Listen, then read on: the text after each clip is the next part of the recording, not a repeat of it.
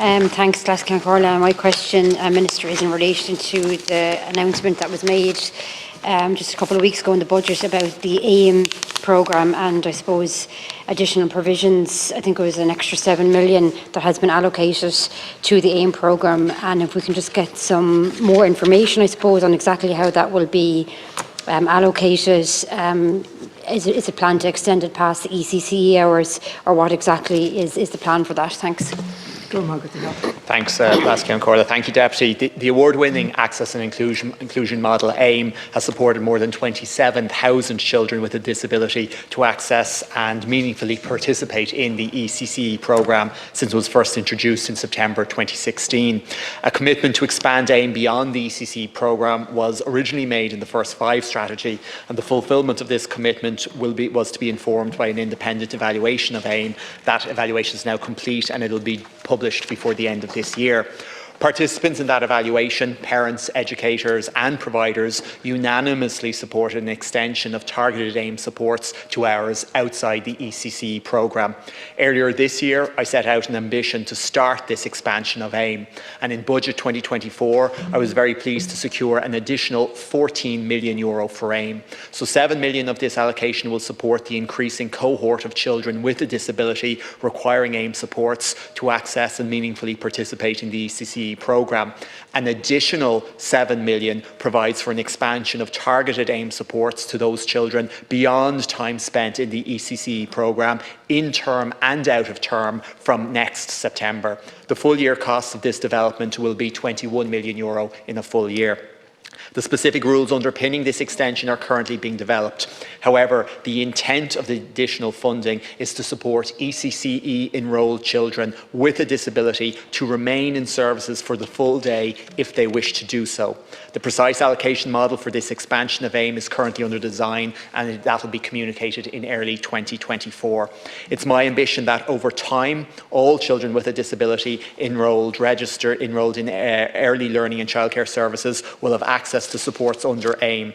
To this end, my officials will next consider how younger children with a disability not yet eligible for the ECCE programme can also be supported through AIM.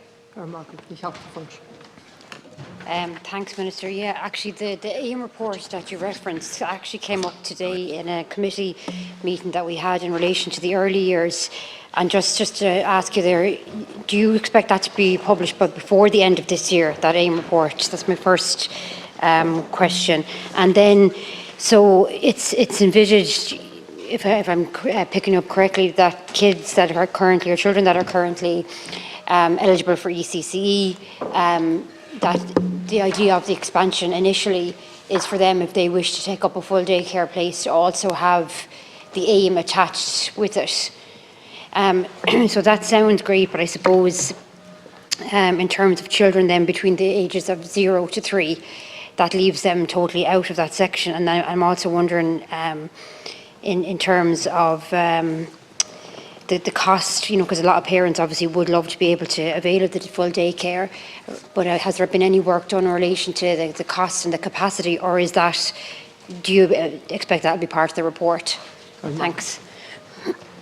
Thanks, Deputy. I caught a small amount of the hearings on TV earlier on today. So yes, we do hope to publish the report by the end of this year.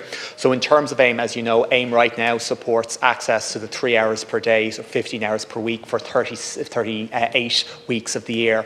Our aim at the start is to enhance that to allow up to a full day and move it beyond the 38 weeks of the ECCE year to the full year provision. And then we will look to broaden that out to bring in the noughts to threes.